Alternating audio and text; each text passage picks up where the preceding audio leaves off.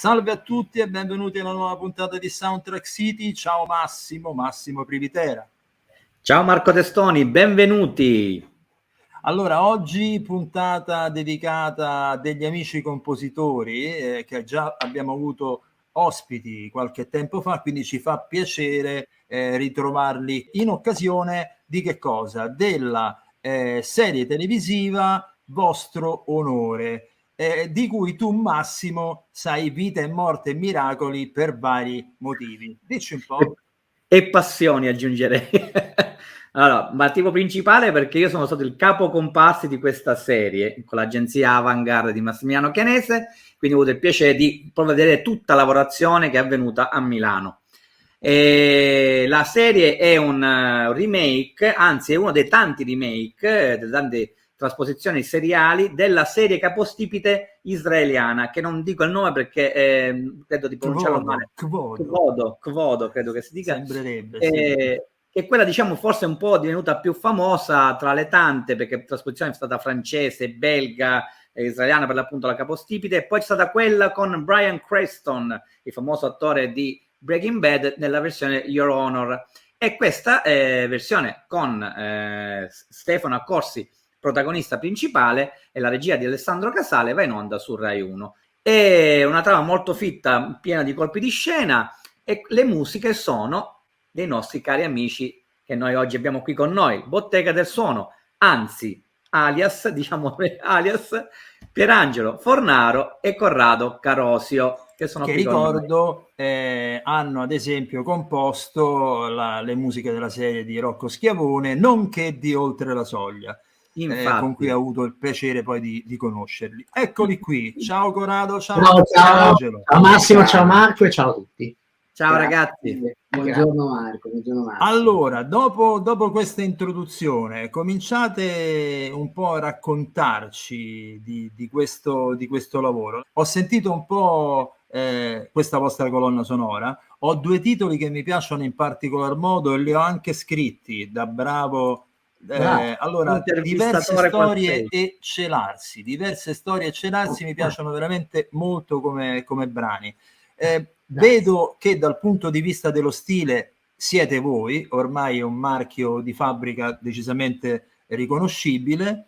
Ecco, la domanda che vi faccio è: ogni serie poi alla fine, io frequentando compositori so che in ogni serie poi uno porta a casa qualche cosa in più nel proprio stile, anche sulla base magari delle necessità che ci sono state. Cosa vi ha portato in più questo lavoro? Potete rispondere sia l'uno che l'altro, o tutti e due. Una parola per uno, poi. Ok, cosa ci ha portato in più questo? Vabbè, come assolutamente dicevi tu, ogni lavoro arricchisce, anche perché l'approccio che noi abbiamo nei confronti di un nuovo lavoro è quello sempre cercare di trovare delle soluzioni nuove. Quindi ci fa molto piacere lo prendiamo come complimento, l'indicazione che siamo sempre noi, quindi il nostro stile in qualche modo si coglie. Sì. Però quello che cerchiamo di fare, poi bisogna vedere se ci siamo riusciti e se riusciamo a farlo nei nuovi lavori, è cercare di trovare qualche sonorità, qualche progressione melodica o qualche concatenazione melodica o progressione armonica che caratterizzi in qualche modo la musica di quella particolare serie. Sì, perché anche in questo caso il regista ovviamente all'inizio ci ha esposto, come sempre accade, i suoi obiettivi, insomma. Ci ha spiegato e ci ha richiesto diciamo la sua esigenza di trovare una sequenza di 4 note, che fossero 4, 5, insomma, poche note ma molto identificative e che fossero caratterizzanti immediatamente del dramma che poi si sarebbe sviluppato. Ed è un po' la cosa che abbiamo cercato con Intrico e con il suo tema molto minimale, è caratterizzato da una strumentazione particolare, cioè noi abbiamo riesumato, come diceva, il controfagotto, come diceva colui che l'ha suonata al forum, di cui poi magari parliamo dopo, insomma. Quindi trovare una caratterizzazione timbrica, non solo melodica, ma timbrica, che identificasse subito come dire, il mood e la direzione della serie, che fosse una specie di segnale anche per l'ascoltatore, o meglio ancora il video. E questa è sempre una regola aurea, quella della ricerca timbrica, poi, che poi alla fine è quello che contraddistingue poi il lavoro. Voi l'avete scelta e lo strumento principe è stato il controfagotto, e quindi... Sì, non è il principe, però diciamo che contribuisce a livello timbrico in modo abbastanza pesante e originale, perché di fatto... Sì. Infatti ci ha ringraziato più volte lo strumentista, che non capitava quasi mai. È venuto anche in regia poi a salutarci e a ringraziarci. E avevamo richiesto, erano due fagotti, uno dei due potesse avere anche con sé il controfagotto, in modo da utilizzare il timbro del fagotto però nel registro più grave, in modo da avere questo, e anche a violoncelli, questo procedere melodico che è un po' retro, però associato all'elettronica, portava sempre nel mondo thrilling, nelle colonne sonore di genere, però in una veste nuova. Questa è l'intenzione nostra. Pensa che il fagotto molto spesso è usato nella commedia, esatto, quindi sì, però infatti me l'avete colto appieno il senso che infatti che hai esposto in maniera eccellente, perché quando parte la sigla, con ovviamente la statua della giustizia che viene inquadrata un po' in questo sistema di vedo non vedo, gioco non gioco, con anche stacchi sull'asse e poi movimenti particolari proprio grafici, e quando alla fine si sente proprio il tema esplodere in tutta la sua essenza, mi ha ricordato molto i temi delle serie thriller anni 70, 60-70, con un pizzico di David Arnold dei James Bond. Però sì, un bel complimento. Parecchio. Stare nella tradizione, cercando per quanto possibile di utilizzare qualche timbro o qualche stilema nuovo. Che poi è quello il marchio vostro, che quello che alla fine non dobbiamo neanche tanto sforzarci, ci viene abbastanza naturale. Viene normale. Allora, guardando la serie, ho notato che non siete mai, come è capitato anche altre volte con Rocco Schiavone, con altre serie che avete trattato con il vostro commento, non siete mai invasivi, però quando entrate siete molto ficcanti, nel senso che riuscite a dare spessore al momento sia drammatico che concitato, che anche sentimentale, nostalgico, perché e anche lì riuscite ad essere sempre in maniera non minimale, ma comunque accorta a commentare sobriamente tutto quello che sono le emozionalità, il non detto, quello che diciamo sempre, cosa che diciamo che normalmente va contro quello che in realtà si realizza musicalmente per una serie. Si deve essere molto invasivi e molto presenti, proprio perché parliamo di fiction, di serialità, e quindi deve tutto risaltare in maniera più aggressiva. Come riuscite un po' ad essere così sobri anche nella serialità, soprattutto nella serialità? Perché sono piemontesi, lo dico io, piemontesi e di norma il piemontese è sobrio. Potrebbe essere una buona ragione. Cerchiamo di non esagerare mai, ecco. Ma anche se vi viene chiesto? Come? Anche se vi viene chiesto? No, beh, se ci viene chiesto, chiaramente dobbiamo trovare una mediazione, insomma, un piano su cui trovarsi.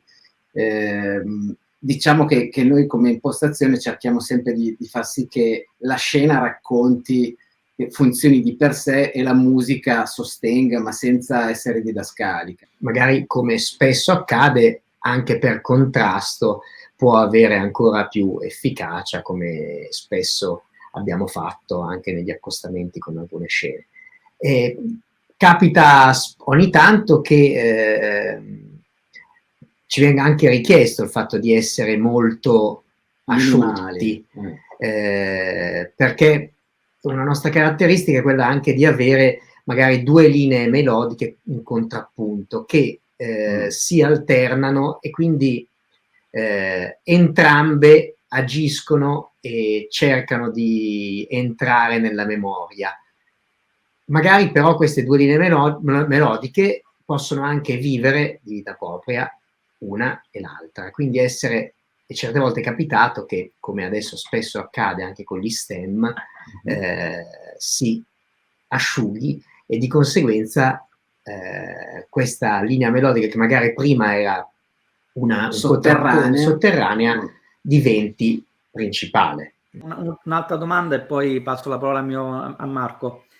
Ma il tema che si ascolta poi in realtà nella sigla di testa, anche seppur veloce, perché ormai si usano queste sigle veramente ultra concise, ma io ho pensato, ascoltando, anche quando ritorna variato all'interno degli episodi, che non è un tema dedicato al personaggio di Stefano Accorsi, ma è un tema, a mio avviso, dedicato, ora ditemi sì se è vero o meno, proprio al tema portante della serie, cioè la giustizia, cioè il valore dell'onestà, della giustizia, della sincerità soprattutto. È vero? È vero, sì, tu ti stai riferendo al tema di integritas, infatti. È un po' questo tema, direi, fondamentale dal punto di vista etico, soprattutto in una serie di questo tipo in cui il protagonista deve fare i conti con il salvare il figlio e il salvare la propria etica, quindi la propria integrità in un certo senso. Quindi, diciamo, lo stesso tema inteso come successione di note, quindi come motivo melodico, ha una valenza completamente diversa, sia retorico, enfatico, in qualche modo epico, perché stiamo parlando di concetti veramente sì, anche con l'utilizzo dei corni, un rullante che comunque da sempre può essere associato alla giustizia, insomma, anche se molto trattato con dei filtri per non essere così puro. Esatto, e sia in modo molto più delicato, riarmonizzato con il pianoforte che la fa da padrone, insomma, che ha la parte. Fra l'altro credo principale. Che sarà nelle 2 puntate in onda lunedì, cioè, quindi nella terza serata. Mi ricollego un po' a questi vostri discorsi per chiedervi una cosa che io, ad esempio, di quei 2 pezzi che vi ho indicato, io sono quello sempre tra me e Massimo, quello più interessato al trattamento dei suoni, al sound design, all'elettronica. Ecco, da questo punto di vista voi siete sempre molto ricercati e la cosa bella appunto è unire un po' questa vena che comunque c'è dal punto di vista tematico e invece ha una ricercatezza sonora ben precisa. Mi ricordate in qualche modo, anzi non mi ricordate, in realtà c'è un'altra coppia di musicisti che lavora, italiani, che è Biscarini e Furlati, anche loro lavorano in questo senso cercando di coniugare queste 2 parti. Ecco, adesso io però parlo adesso all'altra parte, quella legata al trattamento del suono, al minimalismo, che mi sembra rientri molto spesso nella vostra cifra stilistica. Contemporaneamente però questi ragazzi sono in grado anche di fare canzoni, ne ho sentita una particolarmente interessante, Away. Sì. Questa cantante che non conoscevo. Voi probabilmente riuscite a mixare tutti questi elementi molto diversi perché probabilmente ce l'avete proprio nel DNA voi, non vi costa degli sforzi, mentre qualche anno fa i compositori erano settorizzati, no? Quello che faceva solo elettronica, quell'altro che faceva solo sinfonica, eccetera, eccetera. Vi sentite in qualche modo i testimoni di questa nuova corrente, cioè di persone con la testa molto aperta che quindi prendono a destra e a sinistra senza tanti problemi? Tanti complimenti. No, questo è un complimento, è un complimento, perché comunque vedere la musica a 360 gradi e cercare di trovare delle soluzioni indipendentemente dal genere o dall'essere colto o no, è un grossissimo complimento, perché poi le cose interessanti nella musica si trovano ovunque, e quindi gli spunti che che prendiamo spesso sentendo qualsiasi tipo di musica, anche paradossalmente la trap o la trap ha degli spunti magari dal punto di vista dei suoni che si possono pensare, cioè che si possono ascoltare magari associandoli all'orchestra, insomma, magari un elemento solo dell'arrangiamento. E per quanto riguarda la canzone Wait, è stata fatta perché un'altra richiesta, un'altra desiderata del regista era quella di avere anche delle canzoni che potessero sottolineare la parte teen della serie. E oltre ad avere acquisito i diritti editoriali di alcune canzoni non nostre già edite, noi abbiamo scritto questa canzone partendo da 2 temi della serie, uno utilizzato per la strofa e l'altro utilizzato per l'inciso, e poi vestita con le parole. Quindi l'idea iniziale era quella di utilizzare un vocalizzo, quindi di utilizzare la voce come strumento. E avevamo identificato in Asia, che tra l'altro è una ragazza che è secondo me molto dotata e anche molto giovane, ha 17 anni, e questa, secondo me, la vocalità sua poteva essere quella giusta. E facendo un po' di prove però abbiamo visto che l'effetto con un testo era decisamente molto più sarebbe stato più forte, e quindi anche in diretta abbiamo lavorato alla stesura cioè in pratica il testo l'abbiamo scritto mentre era nella saletta che cercava quindi di il testo l'avete scritto anche voi? Sì, eppure i testi, quindi scritto, minimalismo, sound design, elettronica, mentre lei era di là che provava vocalizzo, che però non ci convinceva tanto, con quella metrica lì abbiamo insomma cercato un testo. Sì. E poi è venuto fra l'altro un brano interessante che sottolinea anche determinate emozioni fra i ragazzi, e siamo molto contenti di come è venuto. Sì. Vero. Tra l'altro vi faccio una domandina, scusami Marco, perché ve la dovrebbe fare lui che è un music supervisor, ma ve la faccio io nei confronti del suo mestiere. Quindi poi poco fa avete detto che c'è stata una selezione di canzoni, infatti ho visto, perché poi mi guardo tutti i titoli di coda, ho fatto di vedere molto.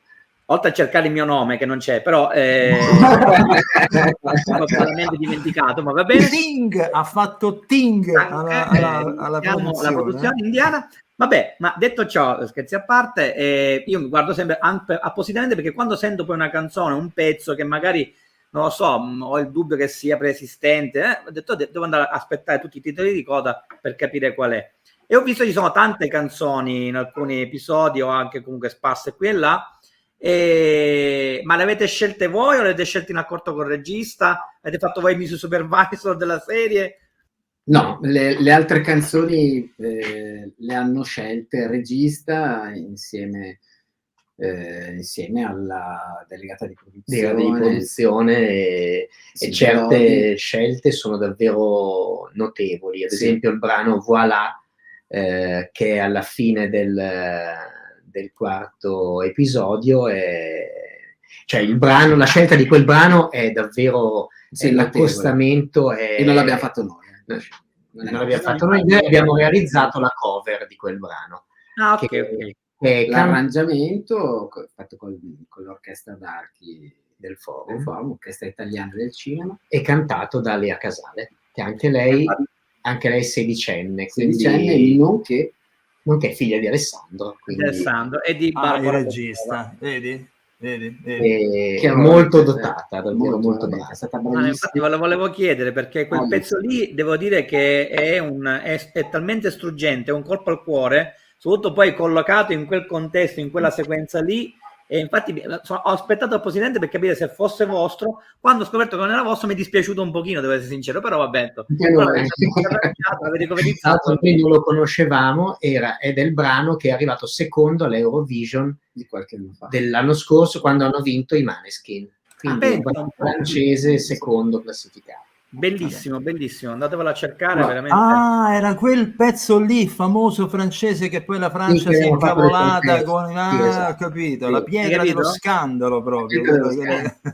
Lo scandalo è sapevo. finito in vostro onore, quindi a maggior Sempre in tema, vedi. tema. No, Va bene, allora noi ringraziamo la Bottega Grazie del a voi. Suono, eccolo Grazie a qui, voi. Corrado e Piena. Allora, immagino che una volta che questa serie finirà, andrà a finire probabilmente su Rai Play, immagino, così Già, no?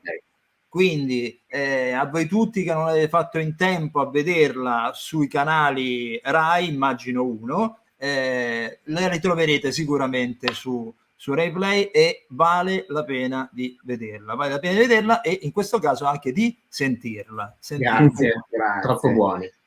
Ciao Pierangelo, ciao Pierangelo. Corrado. Ciao Massimo, ciao Marco, ciao. Ciao a tutti. Grazie. Grazie. Grazie. Ciao.